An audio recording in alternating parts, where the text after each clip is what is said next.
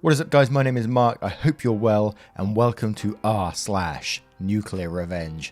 This is revenge stories that perhaps go a little bit too far, or maybe not far enough in your opinion. And before we get into the story, I'd just like to explain something that's going on with the channel. One thing I've noticed about our channel is that we like to cover different subreddits, different stories and that kind of thing. But the issue with me doing this is unfortunately YouTube puts you in a box, so it separates the channels out into like entitled parents, revenge stories, all that kind of thing. As you probably noticed in the past, you notice some channels only cover certain subreddits, which is great, but I absolutely hate it. I hate covering one subreddit. I like covering a range of stories for you guys. So to be able to do this, I need to ask for your support, not money, not that way. And to support this channel, the things that you can do is obviously like the video, watch till the very end because watch time means quite a bit. And then if you're going to watch another one of my stories, click one of the playlists at the very end because YouTube looks at that and it says, oh, you like his videos, you're going on to another one, and that kind of thing, and maybe even sharing too.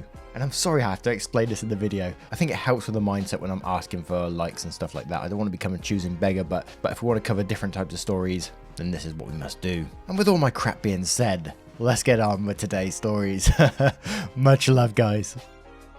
Our first story comes from Tarzan is my pony. Irritating vegan temp takes office pranks way too far, so I destroy her entire life paradigm. Just found the sub and couldn't stop reading. Felt compelled to share one of my more epic revenge tales from about 8 years ago. At the time I was male 27, a 7-year veteran at a large tech corporation, senior designer on the communications team by then. The senior copywriter went out on mat leave, leaving a temp in her place. Although irritating in a non-descriptive way, she presented well and seemed competent enough. For later context, she was also an Uber dog lover and a staunch and righteous vegan, SJW. There were frequent, mutual and innocent team pranks, things like replacing a box of Diet Cookies with a box of Krispy Kremes, or covering the laser on someone's mouse, like, oh dog, you got me kind of things. Now let me fix that and let you get back to work. Being desperate for acceptance, new temps started taking things a bit far and seemed to focus pranks directly towards me. Even after a few supple reprimands from our manager, she continued. Things like slipping inappropriate photos or comments into a PowerPoint presentation on the shared drive I was about to give, or fake crying during morning stand-up just to gauge reactions. Her novelty wore off fast. Fast forward to the morning after my birthday, she knew I was going to be hungover. I get to my desk, red-eyed and thirsty as hell, grab my water bottle at my desk, which I always kept full, and started chugging it like it was going to save my life. It was straight vodka, at least 2 full swallows before I realised. I go straight for my garbage bin to throw up.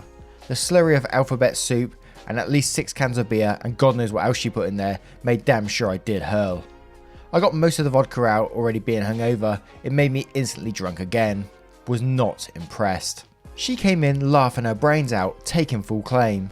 I didn't narc on her, but the story made the rounds to HR and she was given a stern warning. I would have accepted an apology, even remorse, but not a shred. In fact, she started calling me a pukey McGee to literally no one's fanfare. I let it pass for a few weeks, waiting for the attention to die down. Revenge day finally arrived. She always left at 10 AM to get a Starbucks. I took this time to plaster her lost dog posters anywhere outside the office she might stumble by on her way back. She fell for the bait, asking around, but no one was the wiser. When she was cozy at her desk, I went to her car to stage a hit and run massacre, with chunks of fatty steak, a litre of fake blood, and an old leash and collar, and a bag of fake fur. I went to work. I'd share the pic, but it's long gone, but it was very convincing. Looked like a leash was caught around her rear passenger axle, and the dog got clogged and shredded between the tyre wheel and well. I left the collar dangling out the back with a particularly generous portion of gore and a puddle of blood. It didn't take long before others noticed the lost dog posters or the gory car and put 2 and 2 together. Eventually, the owner of the white so-and-so with license plate such and such, please come to reception, went over the intercom. It's on. It was delicious. She was out in the lot sobbing so hard she was coughing, carefully placing chunks of bloody, furry gore into a box. It took her an hour to gather every precious bit, crying the entire time. My theory was that she wanted to return the dog to its owner as best she could before calling the number on the poster. It was a shame there was no owner or dog, but she was too distraught to realise it was fake. I thought for sure the lack of bones or guts, and obviously fake, sticky stage blood, would be a near instant giveaway, but to my utter shock, it wasn't. A scenario I wasn't expecting, and welcome just the same. It was just assumed the dog owner had printed the wrong number on the poster because the remains never were returned. She had the collar and leash cleaned and posters of her own put in hopes of finding the owner. Given her reputation, there wasn't much sympathy offered. The righteous vegan dog lover was now a dog killer and took every chance I could to remind her of that. She took down all the gaudy dog lover crap off her desk and kept very much to herself for the remainder of her term. Bonus that she even left early, but not sure if I can take credit for that for certain. Disclaimer, for those that will likely claim she liked me and wanted my attention, I assure you that was not the case. There was more background than just this story. Even if it were, this is an adulthood, not a grade school. And I thought I should clear a few things up based on the comments. OP is not a vegan, however is a huge animal lover, owns several dogs, cats and rescued many animals in wild and domestic. OP has nothing against vegans, just the ones that preach it. Relevant distinction for her personality and subsequent reaction, not the reason for her revenge. 3. Steak bits were an easy way of describing a bag of butcher scraps at the time. To make it clear, the ones that thought it was petty revenge for minor inconveniences. Here is a list of some more inconvenient pranks. Replacing water with vodka was just the last straw and is tantamount to poisoning, illegal and quite possibly fatal. Medication alone could seal that deal quite quickly. Hiding car keys and leaving wasted hours of people's lives, but was welcome news to cab companies.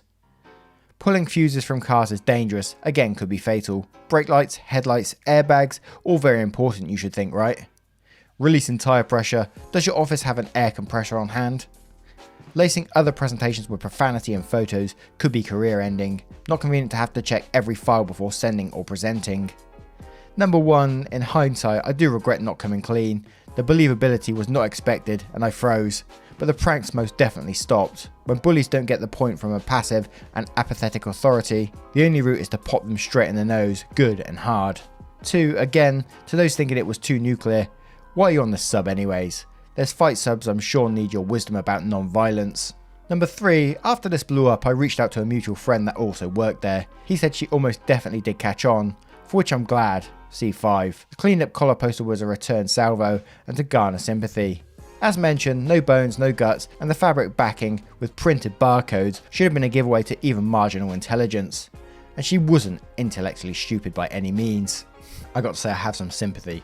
Straight vodka on a hangover, I would be pissed off. I'd be so angry if someone did that to me and then having to puke up in front of your work. Dodgy as hell. But what do you think about that revenge? Let me know if the revenge was just the right amount or he went too far. I'd love to know your opinions below. Our next story is from Thrown Away Bit Twin. I didn't give my brother my kidney because he had an affair with my girlfriend and then outed me as bisexual. I was told to post my story here and figured this was my revenge. Cast, fake names for obvious reasons. Me, Ryan, brother Sebastian, mum, dad, sister Jane, best friend Isaac, cousin Kai, backstabbing cow, girlfriend, husband Daniel. I, Ryan and my twin brother Sebastian have never ever been close. In fact, he made life hell growing up. My parents didn't help by playing favourites, getting him better stuff on our birthday, only going to see films he liked at the cinema and giving him extra money for housework despite us doing the same amount of work. He would always put me down, belittle me, bully me with his friends at school, break my stuff and then blame me, and was just a pain in general. Growing up, the only people I knew to rely on was my older sister Jane, my cousin Kai and best friend Isaac, who all knew what an awful person my brother was. Anyway, cut to when I was 17 and I had my first girlfriend, someone I loved very much. We didn't have sex because she wanted to wait to her 18th birthday to lose her virginity, but it turns out she was having an affair with my brother behind my back for half the time we were together and only got caught when it was revealed she was pregnant. I was crushed. She knew how much I hated my brother and she saw some of the awful things he did to me, but she still went ahead and did that. Cheating is bad enough, but to do it with him of all people? I punched him in the face and broke his nose and made him lose a tooth, but according to my parents, I'm the one in the wrong and now we have to help this girl who's carrying my brother's child and have to help support them. My brother then said he had no intention of being a father and told my girlfriend to get an abortion. She then ran out of town and I never saw her again. Don't know if she had the baby or aborted, all I know is she was gone and my folks were still praising my brother as the golden child. I was still the black sheep and failure as usual. Another year goes past and me and my brother still despise each other, but I had started dating again. It was a long while but I found someone. Found a boy I liked. I'm bisexual and this new guy Daniel I had met at college caught my eye. He was deaf and I studied sign language out of boredom, so we got talking and things just seemed to click. We date, fall in love, bring him to my friend Isaac's party to introduce him to my friends, and all feels great. At this point the only one who knew I was bi was Isaac, but one day walking into the cinema holding my boyfriend's hand, I bump into my evil twin. He points, laughs and says some homophobic remarks. I tell him to go fuck himself and I go to see a movie with my arm around my boyfriend. When I got home after dropping my boyfriend home, I knew I'd be facing something as I walked through the front door. I saw both my parents on the sofa, my mother crying about how on earth she could have given birth to someone so disgusting. Was it too much to hope she saw the light and was talking about my brother? But nope, she was talking about me and how I'm a stain on the family's name. My father gets up to yell at me, spout homophobic remarks and slurs. At this point I see my brother up the staircase with a shit-eating grin on his face. He then comes down and says he's uncomfortable with sharing a room with a homophobic slur, and my folks kicked me out there and then. With what little clothes and money I had, I went to Isaac's house and his family took me in, where I stayed for 6 months, actually experiencing family love and affection. And Isaac's mother and stepdad I consider my own parents now. Eventually me, Daniel and Isaac all get a 2-bedroom flat together and all is good for the time being. So cut to December last year, me and my boyfriend and now husband Daniel were married. Isaac was my best man. My sister and cousin Kai walked me down the aisle. I have a brilliant job in graphic design and I have my own house by the sea, and life has never been better. However, I got a call from my sister that my brother was in hospital. I hadn't thought about him that much over the 9-year period since I was kicked out, but being reminded of his existence brought up painful memories for me. I was told by my sister that Sebastian wanted to see me and that it was urgent. So I went to the hospital he was in and my sister outside the front entrance. I ask her what this is about and she doesn't tell me, and that I need to ask my twin. So I arrive to where my brother is, who have my parents at his side, and my folks actually look happy to see me, as if what they did to me hadn't happened, and Sebastian also looked really pleased to see me. It's safe to say something was off. Eventually I ask what's going on and why I was even here, to which my brother tells my family to leave us two alone. He looks so weak, as before he used to intimidate me so much. He told me he was dying from kidney failure and has been for the past few years, and now he didn't have long left. I knew immediately where this was going. He then said he always regretted that we never got along, at which point I told him no. He looked confused and asked what I was on about, so I simply told him I wasn't going to donate my kidney to save him. He looked as if I just shit in his food. He then went on about how bad the situation was and that he was really sorry for all the things we did to each other growing up. Like, excuse me? We did to each other? I told him that I wanted a brother growing up that cared and loved me and who wouldn't try to break me every day for 18 years. He then called in our mum and dad, who told him that I wasn't going to give up my kidney. Then they started to spout off that I owed them for my existence and that I have a duty to look after family. I asked them where was that duty when they kicked me out of the house, or where they was every time my brother gave me a black eye, or their duty was to look after their grandchild when Sebastian decided he didn't want to be a father. I said for all the things he'd done, from outing me to having an affair with my girlfriend and abandoning his child, this was the universe's, and my, way of finally giving back what he dished out to bite him in the arse. I then turned around and walked out the room, having that been the last time I ever saw Sebastian again. Not sure why they'd want homophobic slurs kidney anyway. I walked past my sister, who gave me a look. I gave her a look back, who in turn gave me a look and said, I understand. After leaving hospital, I felt as if a great weight had been taken off my shoulders. I went home and never looked back, pleased with my decision. Now last week I get a call from my sister calling to inform me that Sebastian had died. She asked if I was okay, and I said I was. I didn't really feel anything, in all honesty. She said she understood to a degree, as Sebastian hadn't been all that kind to her over the years either. I had my husband and Isaac there to support me. Honestly, at this point, Isaac may as well have been our adopted child, since his living with us to this whole situation with the world is over. The next day I was getting calls and texts from family members I hadn't spoke to in years, telling me that I'm going to hell for being a bad son, being a bad brother, and for being a homophobic slur, and that me and my husband don't deserve children. Hubby and I have been looking into adoption and surrogacy. This makes me second guess my choice of not giving my brother my kidney. Even in death is making things harder for me. I did wonder if I was a bad person, and if I made the wrong decision, but I knew if I was in that position, I would have been left for dead. Screw him. Other bits of information that may clear things up. Number 1, his renal failure was from living hardcore lifestyle of drugs and alcohol. 2, my folks and sister did get themselves tested to see if they were matches, and none of them were. 3, I disowned them for being my family years ago, apart from Jane, so when I got married I took my husband's last name and hyphened it with Isaac's last name, to which his folks were very pleased about. 4, some family, Kai's folks and my dad's brother, have actually called to see how I was doing, and so they don't judge me for what happened. Others, however, have continued with said abuse, whom I have now blocked. 5. If he had been a good brother throughout life, I would have done it without second thought. I'd have done the same for Jane, Kai, Isaac and my husband, but I felt he didn't deserve it. 6. It's likely I'll never see my parents again, and I'll make sure my children will never meet them. My revenge to them will be being a better parent than they ever were. I gotta say, I can see where this guy's coming from. His life was hell growing up by his brother, who actually called him out on all sorts of stuff, like proper deep stuff, like the guy coming out and told his parents and was laughing about it. That stuff is just not cool. So I can totally see where this guy's coming from, not wanting to donate a kidney, an organ, to someone who's a piece of shit. You know, blood is just blood, but family is family, you know. And I wouldn't consider those people family at all. They are absolute arseholes, narcissists and horrible people. But what do you guys make of that story? Was the revenge too much? Or was it just the right amount? Let me know in the comments below.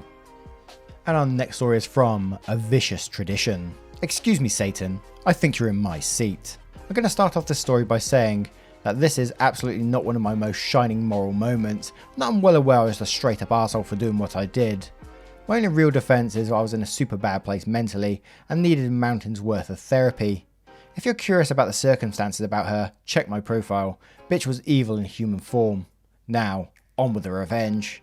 I was a weird kid growing up. Really weird. It was mostly I was being abused at home and forcibly isolated. My social skills were so undeveloped, I had difficulty reading human faces, aside from my grandmother, grandfather and father. Being the weird kid meant I was a juicy target for bullies. It never stopped, but there was one bully that I hated more than the others. We call her Holly. This girl never passed up an opportunity to make my life hell, and since she lived across the street from me, there was nowhere I could avoid her. Holly treated me like garbage. Here are a few examples. She put dog crap in our mailbox on a regular basis. She let my dog out of my yard and I was never able to get her back. She would also sit on her porch with her friends and roast the hell out of me to entertain them if I so much as put a toe outside my front door. It went on for years. I hated her with the fiery passion of 1,000 suns, but while my grandmother was still alive, there was nothing I could do about Holly. If I did anything to her or fought back in any way, my grandmother would punish me for it, and I was more afraid of her than I was of Holly. For a very good reason. So I made a plan. I suffered through all the abuse and promised myself that when I was older, I would make Holly pay for what she did to me. Thinking of what I was going to do to her when the time was right was sometimes the only thing that kept me going. Over time, Holly grew up and eventually left me alone and stopped being an arsehole. Unfortunately for her by then, it was too late. I didn't give a shit about her new moral epiphany. I'd been nursing my grudge for 2 decades and it was time for a reckoning. I was going to destroy that bitch. When my grandmother finally died, it was go time, and I had 20 years to plan. I wasn't idle while I waited. I made it my mission in life to learn as much about Holly as possible, and to do it I became friends with a few people on the periphery of her social circle. Eventually, I knew more about her and her life than her own mother did. The first step I took in my plan was getting her fired from her job. It took longer than I liked, but I eventually managed it. Holly worked at a doctor's office, and I knew the doctor she worked for was super Christian, very straight edge, upstanding type of guy. He also had a huge influence on the local community, scheduling my visits to be on the days Holly was off work. After a couple of visits, I just happened to notice Holly in the staff photo on the waiting room wall. I made a show of looking surprised and then concerned. I got to the exam room and the doctor came in shortly after. The expression on my face got his attention and he asked me what was wrong. I told him, even though I didn't want to, as a Christian I couldn't keep my knowledge a secret and still sleep at night because I couldn't let him endanger his soul and reputation by doing nothing. I had his full attention, then I asked him, as one fellow Christian to another, not to tell anyone where he got the information I was about to give him. After he promised, I told him I knew Holly was using illegal drugs. He was absolutely floored at first, he didn't believe me. I told him I understood his skepticism entirely, but it was easy enough to prove or disprove my information with a drug test. If I was wrong, he lost nothing. If I was right, he was saving himself from trouble down the road. He finally agreed to test her, and he tested everyone else too, so that it didn't look like Holly was the only target. See, I wasn't actually lying. Holly smoked a shitload of weed, and I knew that because it was my dad she used to get it from. He'd been a weed dude since she was like 15. Her test came back positive for marijuana, and much to my surprise, Xanax.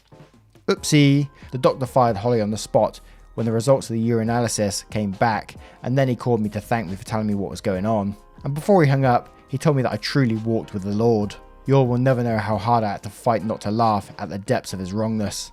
I thought I was going to pop a blood vessel. Phase 1 complete. I know what you're thinking. It's just a job, and it's not like she can't go and get another one, right? Losing a job isn't the end of the world. You'd be wrong. Remember how I said her boss had a very high reputation in our area? That man called every hospital and doctor's office in the state personally to make sure that none of them would hire Holly and risk liability and loss of community trust for associating with her. Holly's field of study was all pertaining to medical profession, so her education was rendered worthless because nobody would hire her. I wasn't done yet. Nope, not even close. She lost her job, and because she had no income, her car got repossessed. She still had her family though, 2 kids and a fiance. Who needs families, am I right? With the help of a good friend of mine, we catfished the fuck out of her fiance. My friend is hot as fuck, and she let me use pictures of her to prove that she was really real. She even got on Skype with him once. When he finally made the arrangements for a face-to-face encounter and booked a hotel room, I texted the screenshots of everything to Holly from a burner number. To say the excrement impacted the oscillating unit would be a vast understatement. They broke up, the whole thing was an ordeal, and Holly was devastated. She had 2 kids, no job, and now no fiance, who could help her keep the family afloat. A normal person would have stopped then. Unfortunately, I'm not normal, and I was going full scorched earth. I thieved for 20 years, no way in hell I was going easy on her. Phase 3, with her fiance gone and no job, Holly was struggling badly. She needed money, and she needed it quickly, before she and the kids got evicted. Meth is a giant problem in my area. It's high risk, but it's also fast money, so I started subtly mentioning Holly's situation among my more legally questionable family. Eventually, one of my family's friends, who happened to be a meth cook, got in contact with Holly and offered her a shitload of cash to let him cook dope at her house. It was supposed to be a one-time thing, 2 days, and then done forever. Holly was desperate, so she said yes. Everything went smoothly at first, but dead in the middle of the cook, someone called an anonymous tip about an active cook in progress to the local narcotics unit. They rolled up on Holly's house at about 3 AM and caught everybody inside, including Holly red-handed making meth. Watching her cry when they handcuffed her and put her in that police cruiser was one of the most glorious, satisfying moments of my life. She was in deep legal doo-doo, and to make the bad situation even worse, most houses where labs are discovered aren't deemed habitable afterwards because of the toxic fumes from the chemicals used to make the drug get everywhere, and it's super hard and time consuming to clean. It's up to the property owner to either hire a hazmat team to clean it or condemn it and tear it down. A lab cleanup costs thousands of dollars. It would have cost even more money to clean it than the entire property was worth, so it got torn down with everything Holly owned still inside. You can't take things out of a meth lab because they're going to be covered in toxic residue. It can make you very sick, especially young children. Everything in the residence is usually counted as a loss. Now, some people sneak in and grab stuff anyway, but whatever, it's their funeral. But since Holly was still sitting in jail, there was no way for her to get anything, and none of her close family were interested in risking getting caught, sneaking into the house and being accused of stealing or tampering with a crime scene. Holly ended up in jail for a while, and while she was gone, the court gave their father, ex-fiance, sole custody of their children, and Holly was only given supervised visitation. 2 hours every Saturday if I recall correctly. Revenge is a dish best served cold, and mine was freezing. I was behind every single bad thing that happened in Holly's life, in one way or another for an entire 5-year period. She decided she liked bullying me and making my life hell, and she figured there would never be any consequences. Instead, I took her reputation, her job, her fiance, got her arrested and convicted of a felony, and her children taken from her. And the best part is that she had no clue I did it to this very day. She'd forgotten about me. What she did to me impacted my life forever, but to her, it wasn't even important enough to her to bother remembering. I was nothing to her, so she never connected me to her problems. Last I heard, she was in rehab for alcoholism, and her parental rights terminated permanently. After she lost her kids, she just sort of gave up and crawled into a bottle and never came out again. I was tempted to tell her, but I decided that the helplessness and confusion about why everything suddenly went to hell in a handbasket was the better plan, because that means every now and again I can contact her and pretend to give a shit about her troubles to get a fresh revenge boner about her newest tale of woe. She thinks I'm the nicest person she's ever met. Edit, a lot of people are under the impression that the things Holly did to me were minor and didn't merit my reaction, because the ones I spoke about were small. I guess I was trying to make myself a little less pathetic in front of people. She did way more than the specifics I mentioned. It's just embarrassing to admit being weak enough that she could do it all to me. She beat my ass more than a few times. Once, she and her friends force-fed me shit. Actual shit. No, I don't know what kind. She shoved me down an embankment and chipped my front tooth on a cinder block. The list goes on, and I don't really feel like going into it, but suffice to say, it wasn't just teasing. It doesn't make what I did much better, but I didn't do it over something minor. I am also female. Also, we lived in a trailer park, which is why they tore the house down rather than clean it. Her house wasn't worth more than 3 grand on its best day. Those are all the details I intend to add here, as any others would make things too specific. Now, when I was coming into Nuclear Revenge, I was expecting something, but holy shit! How crazy is that? That's madness, man. That's a person you don't want to cross. Held that grudge for a long time and got some bad revenge, man. Wow, imagine being on the end of that. That person is still suffering to this day. Now, what do you think? Is that way too far, or is that the right amount of revenge? Would you back that revenge? My God, man. Anyway, guys, a huge thank you for being here today. And thank you for putting up with my rambling at the start. It's truly appreciated. And if you do those things, it will be truly, truly appreciated.